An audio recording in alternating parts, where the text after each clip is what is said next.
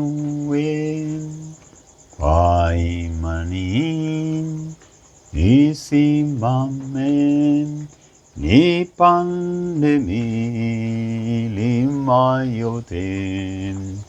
E Bwana, nipandishe, e Bwana, niinue kwa imani, nisimame, nipande milima yote. E Bwana, nipandishe. Baba yetu wa mbinguni, jina lako litukuzwe, ufalme wako uje. Wewe ni mtakatifu, wewe ni mkuu sana, umetukuka sana. Wewe ni mfalme juu ya falme zote, wewe ni baba juu ya mababa wote duniani kote. Mbingu na nchi zimejawa na uweza na nguvu na utukufu wako. Asante Bwana Yesu Kristo Mwokozi, Mungu mwenye nguvu, Bwana wa utukufu. Jina lako litukuzwe, litukuzwe, litukuzwe, litukuzwe. Asante kwa wakati umwema. Naomba Roho Mtakatifu tufundishe, naomba tufunulie tupate kuelewa na maandiko. Asante Bwana Yesu kwa wakati umwema uliotupatia. Naomba utakaso kwa damu yako. Mtakase mpendo huyu, takasa watu wako, tutakase tuoshe sote kwa damu yako. Turehemu, Mungu wa rehema, Mungu wa neema, katika jina la Yesu. Asante kwa huruma na fadhili zako, Baba wa milele, Baba wa utukufu, kwa jina la Yesu. Tusamehe Baba, Bwana Yesu, kwa damu yako. Ninaomba tusamehe, ninaomba tutakaswe, ninaomba tusamehewe katika damu ya Yesu na kwa jina la Yesu. Amen. Bwana Yesu akubariki na kukupa tena neema, fadhili na uweza na nguvu zake. Aendelee kukupa nguvu na uwezo wa kutembea. Tutembee katika ulimwengu wa roho, tuuelewe ulimwengu wa roho kwa wepesi, tuuelewe ulimwengu wa roho. Tumsikie katika roho kwa wepesi, katika jina la Yesu. Amen. Pole katika hali ambayo pengine ni ngumu, ambayo unaipitia ya namna yoyote. Bwana Yesu atakuponya. Bwana Yesu ni mwaminifu, akushangilize, akuinue. Amina. Tunaendelea na ujumbe huu unaosema umuhimu mkubwa wa kuyahusisha maisha yetu na madhabahu ya Mungu mtakatifu. Umuhimu wa kuyahusisha maisha yetu na madhabahu takatifu ya Mungu. Karibu tuendelee. Somo hili muhimu sana juu ya madhabahu. Kumbuka tunaendelea kusema mimi ni madhabahu, wewe mwenyewe ni madhabahu, lakini kuna madhabahu ile ambako watu kusanyika. Hata hivi unavyosikiliza tayari uko madhabahuni, kwa sababu hapa nilipo niko kwenye madhabahu na kuletea mimi ya kimadhabahu, ya kimbingu. Sikuletea ya kidunia wala vingine, na kuletea ya kimungu. Kwa hiyo tayari hii ni madhabahu. Hata unapoachia sadaka yako unajua kabisa kwamba umeenda madhabahu, imeenda kwa Mungu ambaye ametuagiza tufanye yote hayo. Najua si mwanadamu. Chochote cha kiroho si agizo la mwanadamu, ni la Mungu. Chochote Biblia imeagiza basi tufanye, kwa sababu bila kufanya tutakuwa tumekuwa wakaidi au wasiotii. Mungu akubariki. Mungu akubariki, Mungu akubariki na kukuongoza katika jina lake takatifu. Karibu sasa niingie kusoma maandiko. Twende tuanze na Isaya 56. Isaya 56, nitaenda mstari wa 7 pale, lakini naanzia ule wa kwanza. Acha nianzie ule wa kwanza.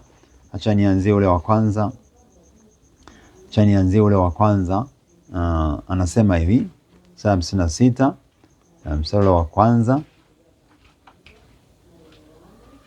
Anasema hivi, Bwana asema hivi, shikeni hukumu mkatende haki, kwa maana wokovu wangu ukaribu kuja na haki yangu kufunuliwa. Heri afanyaye haya na mwanadamu ayashikae sana, azishikae sabato, asizivunje, au azuiaye mkono wake usifanye uovu wowote. Naenda mstari wa 7. Nitawaleta hao nao hata mlima wangu mtakatifu na kuwafurahisha katika nyumba yangu ya sala. Makafara yao na dhabihu zao zitakubaliwa juu ya madhabahu zangu, kwa maana nyumba yangu itaitwa nyumba ya sala kwa mataifa yote. Amen. Nyumba yangu itaitwa nyumba ya sala kwa mataifa yote. Amina. Sura hii ya 56 Mungu anaanza kusema maneno haya juu ya kushika hukumu, kutenda haki, kutotenda dhuluma, kutotenda maovu. Anasema kwa sababu wokovu wangu ukaribu kuja na haki yangu kufunuliwa. Wokovu wa Bwana ukaribu kuja na haki yake kufunuliwa. Yaani wokovu, haki yake kufunuliwa kwa maana ya siku ile ijayo. Tunangojea siku ya unyakuo, kanisa kunyakuliwa, wana wa Mungu kunyakuliwa. Tunangojea, na ndipo Yesu anasema kwamba hukumu itapita. Atapita katikati ya mataifa waliokusanyika wote, atabagua sasa. Hiyo ni hukumu kwamba wewe haufai kukaa kulia, kaa kushoto. Wewe haufai kwenda na mimi, utakwenda katika moto wa milele. Basi hukumu hiyo inakuja na haki itatolewa, hakuna dhuluma. Uliongozaje serikali? Uliongozaje familia, watu? Uliwaongozaje watu uliokabidhiwa? Ulifanyaje katika wanadamu? Ulifanya kwa jeuri, kwa dhuluma, kwa kutesa wengine? Haki na hukumu inakuja, na siku hiyo yaja. Bwana asema ni siku hiyo yaja. Sawa. Sasa kwenye mstari wa 7, kwenye mstari wa 7 anasema juu ya wakati huu kwamba Mungu anahitaji kufanya jambo hili. Anasema nitawaleta hao nao hata mlima wangu mtakatifu na kuwafurahisha katika nyumba yangu. Mungu ana mpango wa namna hii hata sasa. Hata sasa anasema na watu waliotawanyika, anasema na watu wakati ule na wakati wa sasa. Kuna watu pia hata sasa ni utawanyiko, hawapo mahali pamoja katika madhabahu ya Bwana, wanahangaika huko na huko na mahangaiko ya dunia. Lakini wengine pia ni watu ambao hawajaingia zizini. Yesu anasema na kondoo wengine ni nao ambao inapasa kuwaleta. Awalete waingie zizini. Zizini maana yake kwenye madhabahu yake, kwenye ufalme wake ambako kuna madhabahu. Madhabahu iliyoimwaga damu yake, madhabahu ambako aliimwaga damu yake, alijitoa kafara mwenyewe Mungu. Rasikiribush. Alitoa dhabihu kuu, alitoa kafara kuu kuliko zote. Aliachilia damu ya pekee kuliko zote, akaiachilia pale msalabani kwa ajili ya kuponya, kwa ajili ya kukomboa, kwa ajili ya kuokoa. Sasa anasema nitawaleta watu wangu, nitawaleta katika mlima mtakatifu, mahali pa Bwana. Hapo ni madhabahu. Ukisikia mlima mtakatifu, maana yake mahali palipoinuka, watainuliwa mahali pa juu. Bwana niinue kwa imani, nisimame nipande milima yote. Sio milima Kilimanjaro wala milima Meru wala milima Sinai wala milima ya roho kisui. Hapana, milima ambayo inainuliwa kwenye maisha yetu na mambo magumu na mazito. Lakini mlima kwa maana ya mahali pa juu, kupelekwa juu. Nitawainua juu. Yesu anasema nami nitawavuta.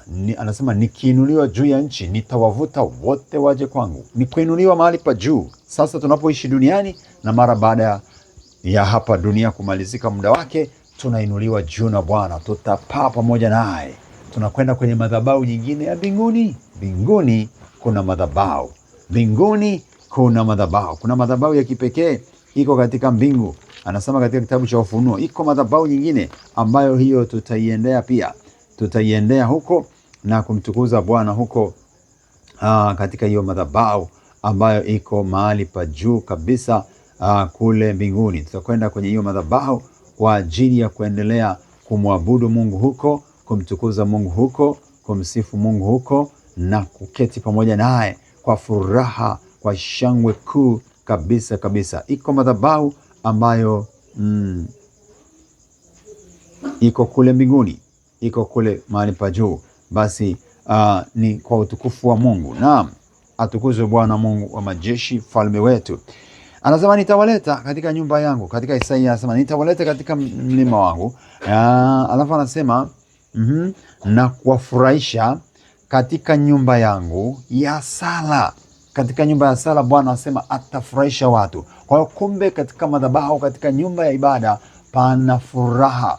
Sasa hivi hapa unalipokea neno ambalo lazima litakupa furaha, lazima litakuponya, lazima litabadilisha maisha yetu, maisha yako, maisha yangu yanabadilishwa kabisa kabisa na neno hilo. Naam. Nasema nitawaleta katika mlima wangu mtakatifu na kuwafurahisha katika nyumba yangu ya sala. Makafara yao na dhabihu zao zitakubaliwa juu ya madhabahu zangu. Ni watu ambao walitoka, walifanya dhambi, sasa Mungu anawarudisha. Na pia ni watu ambao hawakuwepo kabisa kwenye ufalme wa Mungu, hawapo zizini mwa Bwana. Sasa Mungu anawapa kibali na sadaka zao kukubalika. Kumbuka, kuingia kwenye madhabahu ya Bwana kunahitaji kibali. Kumtolea Mungu sadaka kunahitaji kibali. Kwa maana ya kwamba unaweza ikaitoa sadaka isikubaliwe. Kwa sababu kama mwenyewe umeshakubaliwa na Mungu, na sadaka yako itakubaliwa. Ila usije ukakubaliwa na Mungu ukaenda kufanya kazi ya uovu alafu kafikiri na sadaka itakubaliwa. Anasema kilichopatikana kwa udhalimu hakitaingia madhabahuni pake, hakitakiwi. Kilichopatikana kwa dhuluma, kwa uongo, kwa wizi, kwa ukahaba, kilichopatikana kwa ujanja, umeonea watu. Huwezi kuonea watu alafu kasema napeleka sadaka hiyo. Tendea watu mema, fanya yaliyo mema machoni pa wote, na Mungu anaona. Shalom sana. Mungu anasema katika madhabahu yake tutapata furaha. Anasema atawaleta watu katika madhabahu yake na watamtolea sadaka, kwa maana nyumba yake itaitwa nyumba ya sala kwa mataifa yote.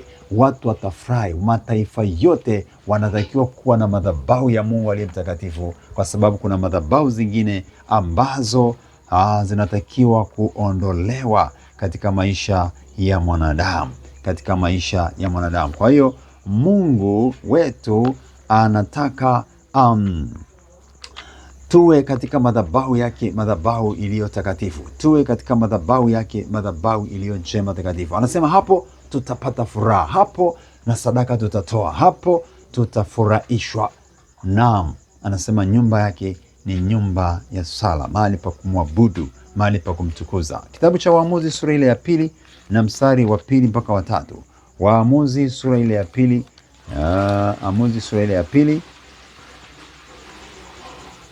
Waamuzi 2:2 hadi 3 anasema hivi: nanyi msifanye agano lolote na hawa wenyeji wa nchi hii, zipomosheni nchi, yani chini, madhabahu zao, lakini hamkusikia sauti yangu. Je, mmefanya haya kwa sababu gani? Basi kwa ajili ya hayo mimi nilisema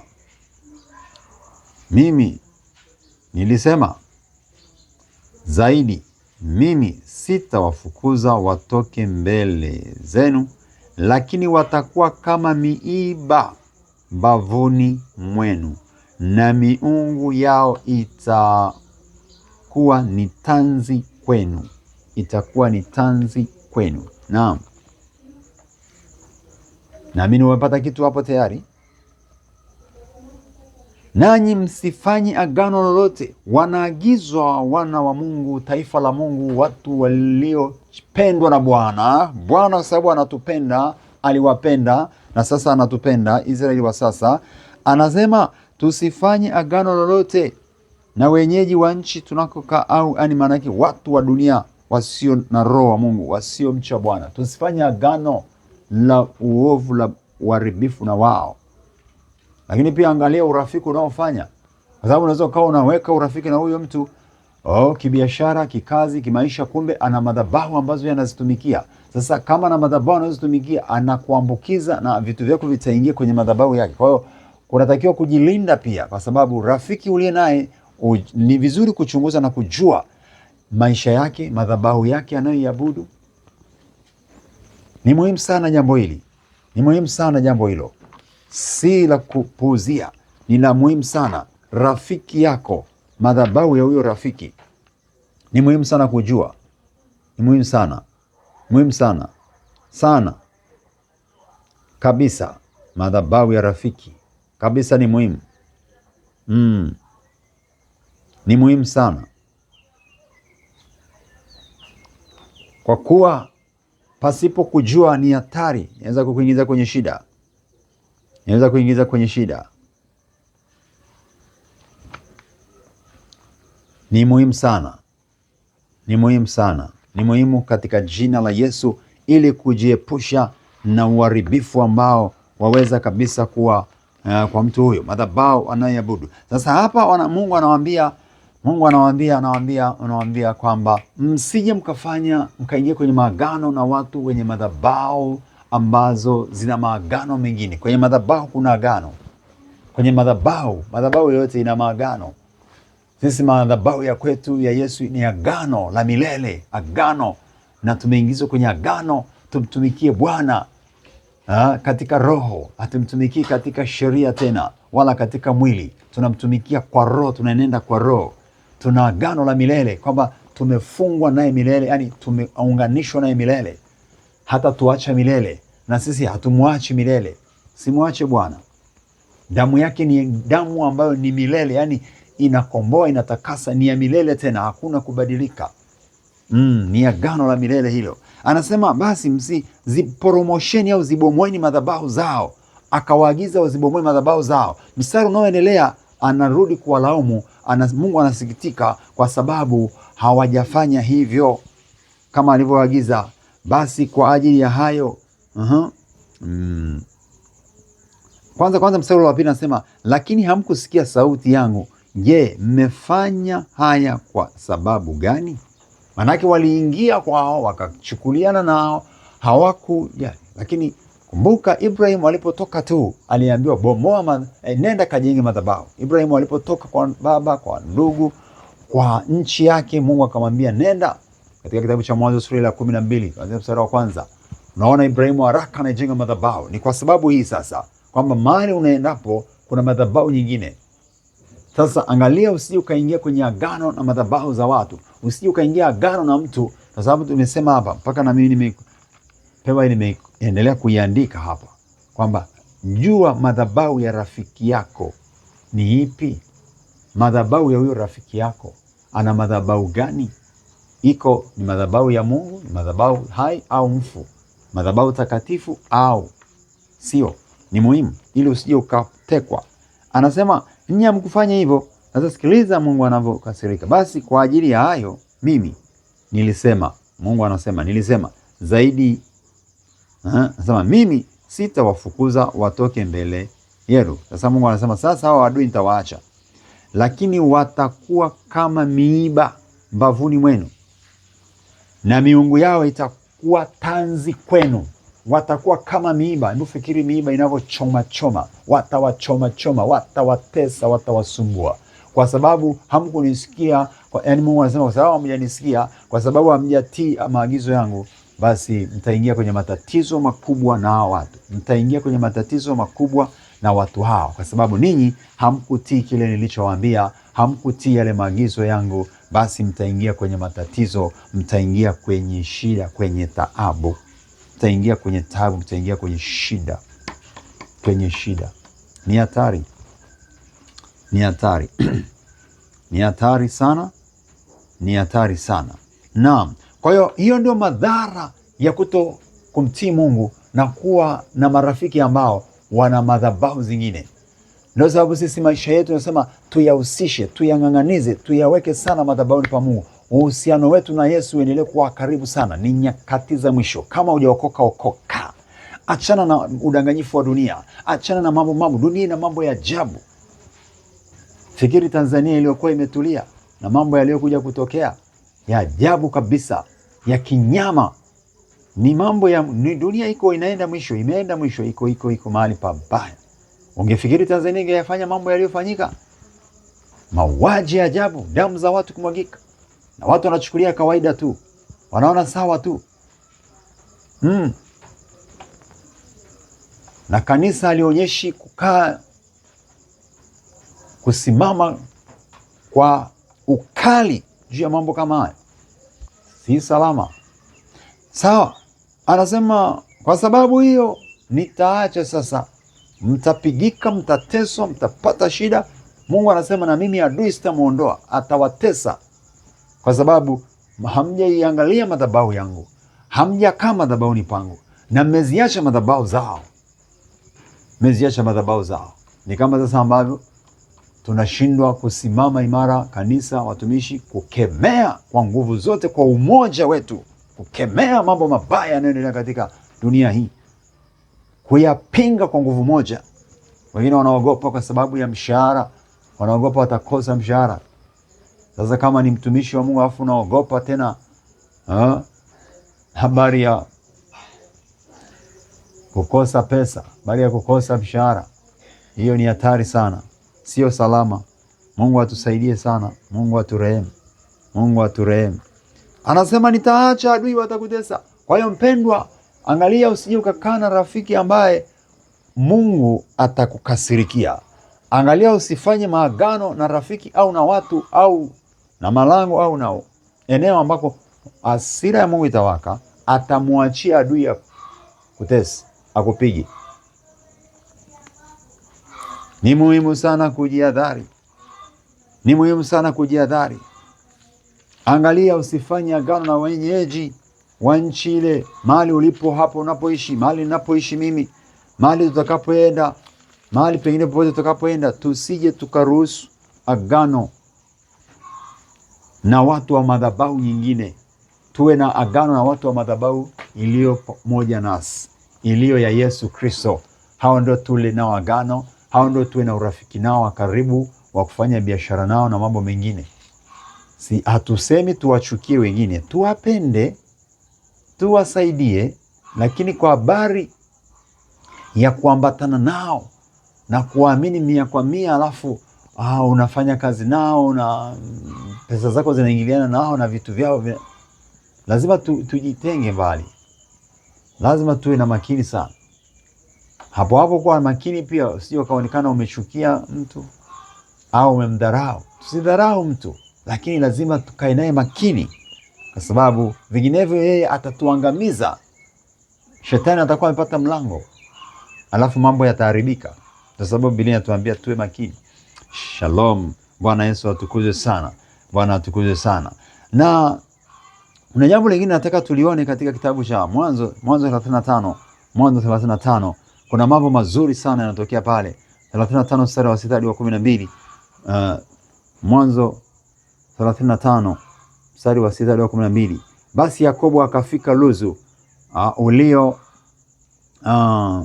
katika nchi ya Kanaani, ndiko Betheli, yeye na watu wote waliokuwa pamoja naye. Akajenga huko madhabahu, akapaita mahali pale El Bethel, kwa sababu huko Mungu alimtokea hapo alipo mkimbia ndugu yake. Akafa Debora mlezi wa Rebeka, akazikwa chini ya Bethel, chini ya mwaloni, na jina lake likaitwa Alon Bakuthi.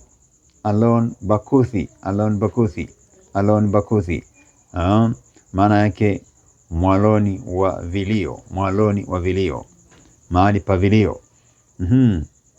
Haya, anasema mwaloni, akazikwa huko hapo alipomkimbia ndugu yake. Akafa Debora, akazikwa hapo. Haya, mstari wa 9 anasema Mungu akamtokea Yakobo tena aliporudi kutoka Padan Aram, akambariki. Mungu akamwambia, jina lako ni Yakobo, hutaitwa tena Yakobo, lakini Israeli litakuwa jina lako. Akamwita jina lake Israeli. Mungu akamwambia, mimi ni Mungu Mwenyezi, uzidi ukaongezeke. Taifa na kundi la mataifa watatoka kwako, na wafalme watatoka viunoni mwako. Haleluya, atukuzwe Bwana. Mstari wa 12 pia niumalizie. Na nchi niliyompa Ibrahim, na nchi niliyowapa Ibrahim na Isaka nitakupa wewe na uzao wako baada yako, nitawapa nchi hiyo. Amina. Ni baraka kubwa, na jina linabadilishwa, historia inabadilishwa, mambo yote yakabadilika kwa Yakobo ambaye alikuwa amemkimbia Esau ndugu yake. Haleluya sana, haleluya sana, haleluya sana.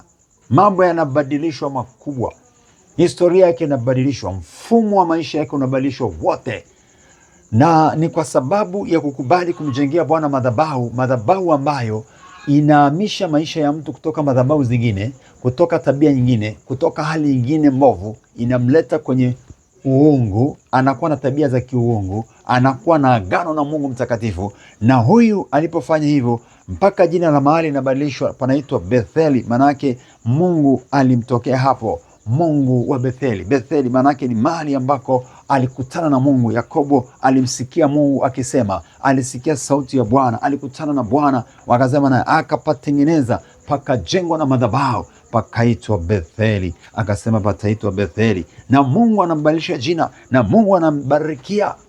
Ni baada ya kumjengea Bwana madhabahu, ni baada ya kuyahusisha maisha yake na madhabahu, ni baada ya kuyaweka maisha yake kwa Mungu na kukubali kutumika au kuitii sauti yake, kukaa katika madhabahu yake, katika njia zake. Baraka nyingi, maongezeko makubwa, na hata jina lake kubadilishwa. Manake ni kubadilishwa hali yote,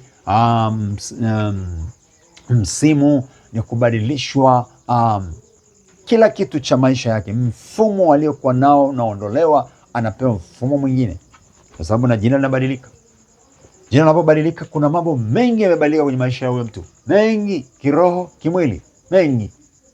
Anapobadilishwa jina, Mungu abadilishi jina tu hivi, kwa sababu utaona hata alikuwa anaitwa Abraham akaitwa Ibrahim baada ya kuitwa na Mungu, na akaingia kwenye nchi ile na akajenga madhabahu, naye inakuwa vivyo hivyo, na ni baraka kupewa uzao mwingi na mengi, ndipo yalitokea, yalinenwa kwa Ibrahim. Kwa hiyo katika madhabahu ya Bwana kuna baraka nyingi, kuna mambo makubwa mengi yanayotokea. Maisha yanabadilishwa, mfumo wa mtu unabadilishwa, akili, tabia, mwenendo vinabadilishwa. Madhabahu ya Mungu yetu mtakatifu iliyo ya damu ya Yesu Kristo itabadilisha kila kitu kwetu, itabadilisha hata na majina mabaya yataondoka. Inawezekana unaitwa jina zuri, mtu anaweza kaitwa jina tu zuri, lakini maisha aliyo nayo na vitu alivyo navyo vimebadilisha, ana jina lingine, anapewa jina lingine ambalo si zuri. Basi Mungu wetu anatupa jina lililo jema na zuri, anabadilisha maisha yetu. Tumjengee Bwana madhabahu. Kubali kushiriki sana kazi ya ujenzi wa madhabahu, mahali ambako watu watakusanyika. Karibu hata sasa hivi mimi nina huduma hiyo kwa ajili ya kujenga madhabahu ya Bwana. Tumjengee mahali ambako watakusanyika watu, wataomba, watamlilia Mungu, na wengine watakuwa wanalala hapo. Hatujengi kanisa, tunajenga sehemu ya maombi na maombezi. Ni mahali pa maombi na maombezi, watu wakae hapo waombe, wapate neno la Mungu, wamsifu Mungu, wasujudu, waabudu, waponywe. Karibu sana, karibu sana, ili uachilie sadaka yako kwenye ujenzi huo pekee. Karibu katika jina la Yesu, na Bwana akubariki kwa damu yake. Sasa madhabahu takatifu iendelee kutupigania sisi, ndoa zetu, familia zetu, maisha yetu, ili tuendelee kuwa washindi na zaidi ya kushinda. Amen, amen. Bwana akufadhili sana, akujaze neema na furaha tele tele tele katika jina la Yesu Kristo wa Nazareti. Bwana akambariki Yakobo, nasi tutabarikiwa. Na Mungu anahitaji atuone tukikubali na kutii kwake katika maagizo yanayotuagiza, na kwamba tumjengee Bwana, na kwamba tuwe na uhusiano, tukae madhabahuni pa Bwana tunapoishi, tunapotembea, tunapofanya kazi zetu mbalimbali. Hakikisha tuko madhabahuni, huyatoka kwenye madhabahu ya Bwana. Baba, asante kwa neno lako. Bwana Yesu, nakushukuru. Mungu wangu, nakushukuru. Mapenzi yako yakatimizwe tena sasa na wakati wote. Roho Mtakatifu, asante, asante, asante. Inua mkono wako, sema: Baba, ninakushukuru. Asante kwa neema yako. Ninaomba unifadhili. Ninaomba nguvu zako. Ninaomba kufunuliwa zaidi ndani yangu, kuitambua madhabahu yako takatifu na kuipenda, na nikae humo ndani yake, nikutumikie wewe. Asante kwa fadhili zako zilizo nyingi. Asante kwa rehema zako, Mungu wa rehema. Ninaomba nivute kwako, Baba. Naomba niguse, Mungu wangu.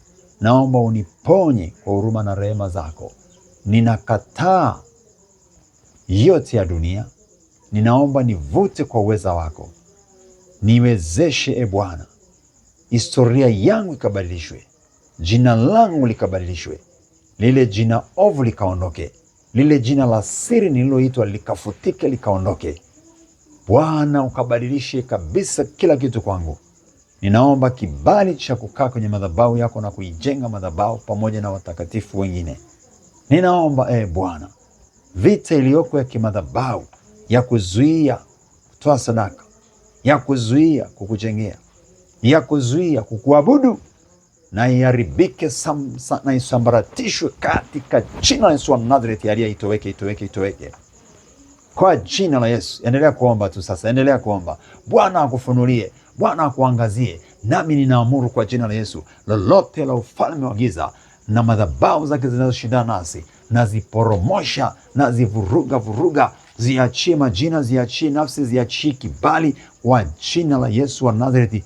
Nguvu za aliye juu na uweza wake Mungu mtakatifu ukatujaze sasa, tukashibishwe na neema yake, na ufalme ni wake na utukufu ni wake Mungu Baba yetu, katika jina la Yesu Kristo wa Nazareti. Hila za adui zote na mipango yote ya ufalme wa adui na ikemea katika jina la Yesu, na isambaratishe katika jina la Yesu, na utupa nje ule ufalme na mamlaka na namna zote za kipepo katika jina la Yesu wa Nazareti aliye hai.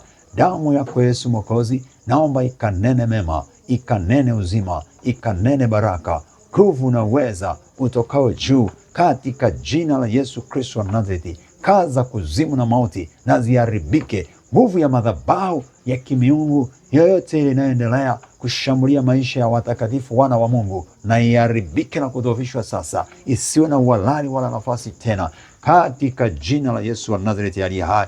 Nguvu zako mwenye nguvu, uweza wako mwenye uweza, ukatawali na kumiliki sasa, na jina lako likatukuzwe sasa, na jina lako likahimidiwe sasa, Mfalme mkuu mtakatifu na Baba wa rehema na neema, katika jina la Yesu Kristo. Asante Mwokozi, asante Jehova, asante kwa pendo lako. Wewe ni mponyaji, wewe ni mfalme mkuu, wewe ni mponyaji, wewe ni mfalme mkuu, utendaye miujiza, utendaye makuu. Kwa Roho Mtakatifu na kwa damu ya Yesu Kristo, ziharibike kazi zote za madhabahu ya adui, za ukoo, za kabila, za kichawi, za kiganga, zisipate uhalali kwetu, kwenye ndoa zetu, kwenye fedha zetu, kwenye uchumi wetu, kwenye huduma, kwenye utumishi tulionao, katika jina la Yesu, kwenye karama na vipawa ulivyotupa. Bwana, vita iliyopo na isambaratishwe sasa, itoweshwe kabisa katika jina la Yesu wa Nazareti aliye hai, na kwa damu ya Yesu Kristo, mfalme. Asante Mungu wangu, mfalme mwenye nguvu na Baba wa milele, katika jina la Yesu. Haleluya, haleluya, amina. Bwana akujaze neema na baraka na uweza na nguvu, litukuzwe jina lake. Kaa uweponi mwa Bwana. Yesu ni mwema. Karibu sana. Kumbuka kusubscribe katika YouTube channel hii inapatikana kwa jina la Eli Mlinzi Mbise. Kumbuka kushare, kulike, comment kwa utukufu wa Bwana Yesu. Karibu sana na endelea kutuombea. Kumbuka kushiriki kazi ya injili tunayotakiwa kuipeleka vijijini. Tumeagizwa, enendeni mkahubiri kote. Ni wewe na mimi. Karibu, endelea kushiriki kwa sadaka yako, kwa maombi yako, kwa mali zako, ili kazi ya Mungu ifanyike, madhabahu yake iendelee kupata mazao mengi mengi mengi. Amina. Barikiwa sana. Amen.